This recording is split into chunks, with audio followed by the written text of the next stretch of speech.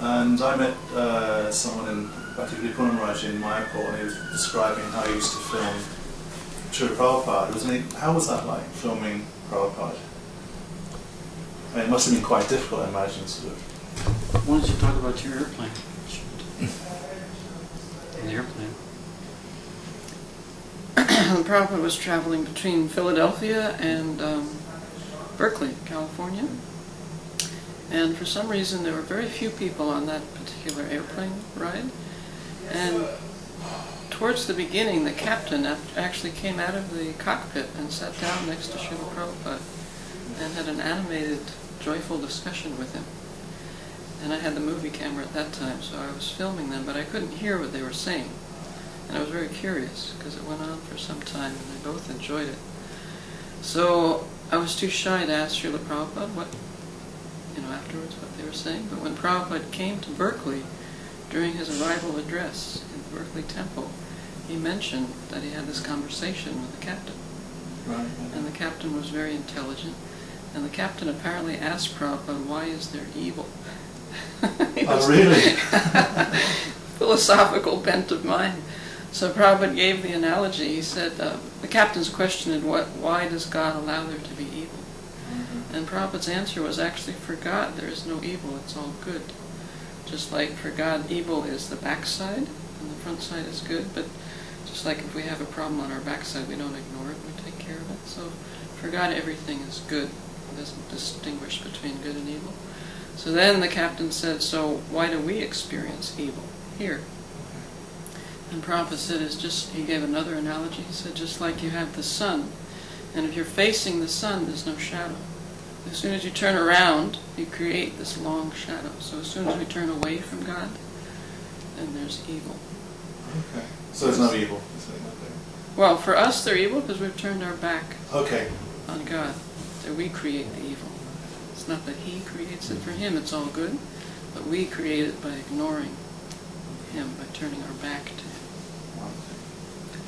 So as far as the original question that Vishaka started, can I just push the volume a little bit?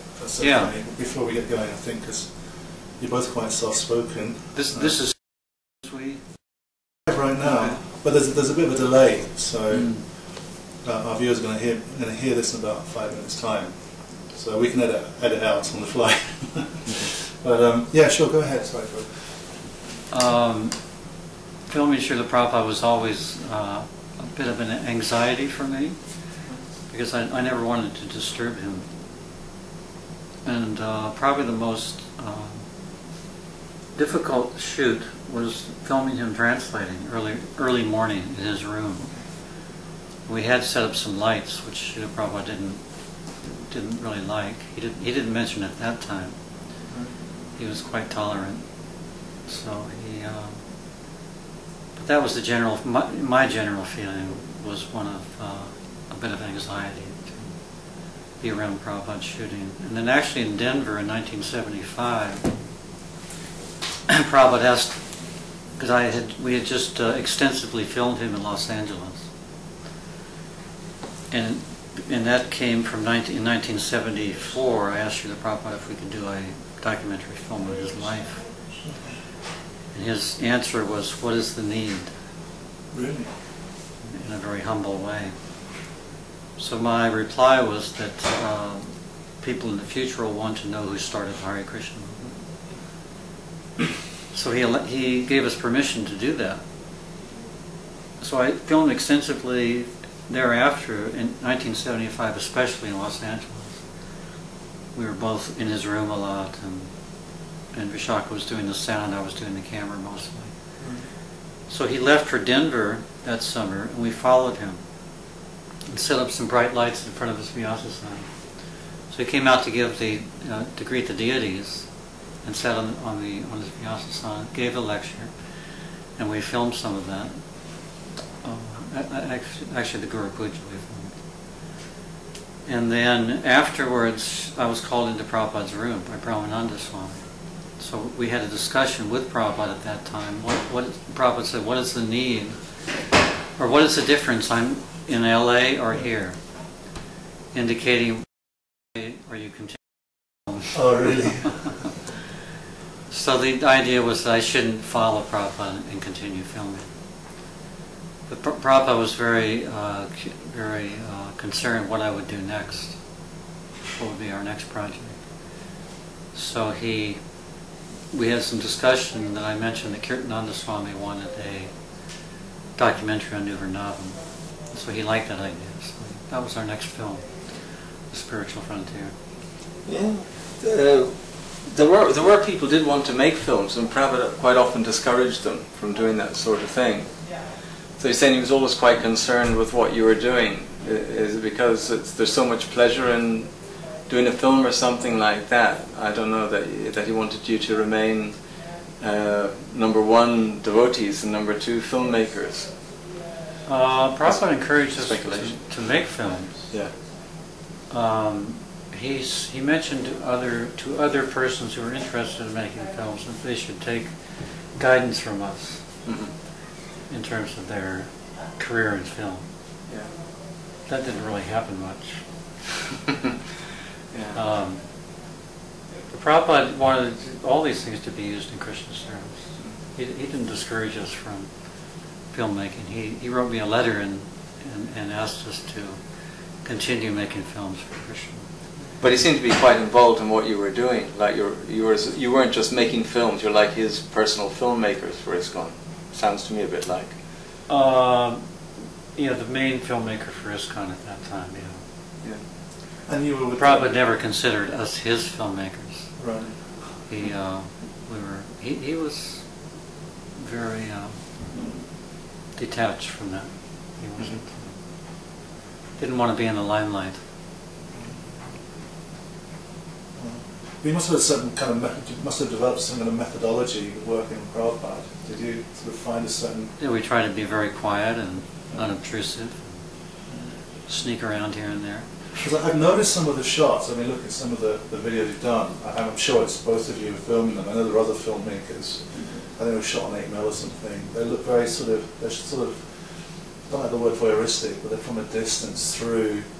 I mean, it's a certain style of filmmaking that's very popular now, is shooting from a distance, catching, handheld, sort of focusing on his hands and meditating for a long time. I've noticed there's a certain kind of choreography of camera movement that we're using. Is that something you developed around Prabhupada? Or is that, Have you seen that in our films? I think so. I think it was something in Bombay I saw. There was on the rooftop, Prabhupada's talking. Is that That's something right. you shot? Yeah. Very beautiful, because there's some distant shots and girls dancing. You're shooting through there. That's right. Yeah. And it's very beautiful. I remember that one stuck in my mind. I think that came from my still photography background. Right. And in film you try to cover all the different angles. You try to cover it in a wide shot, a medium shot, and a close-up. So we try to do that. Excellent. Well, I joined because of your well-wisher. Actually, that was the thing that convinced me.